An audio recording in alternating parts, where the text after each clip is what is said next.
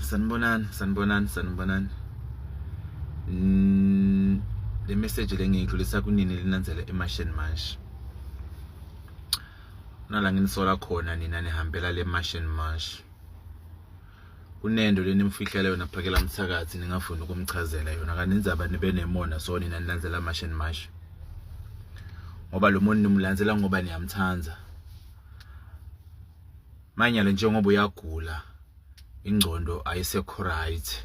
Indzaba ningamiyise esibhedlela ningamiyise kaba nosongoma bathi banonkutukwe tinyanga sangoma ya. Ningamuyise kulabantu abakhona kumlapha because lo muntu soyagula.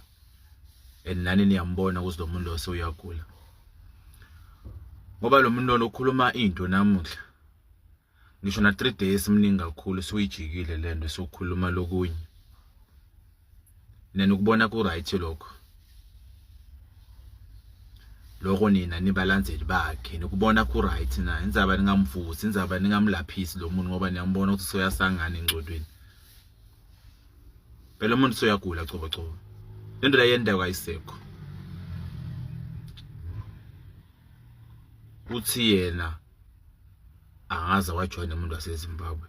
Jiki yena uke wathanzana nemuntu waseZimbabwe. Nje lento le yakho leligama lokuthi angaza nokuthi uke nana lili understand leli gama lechaza kuthini. Lo muntu angasekho right loyo. And basathi umloya lokhu sasekuncane lo sathi awuhlanya loyo. Ngiyantshela nina.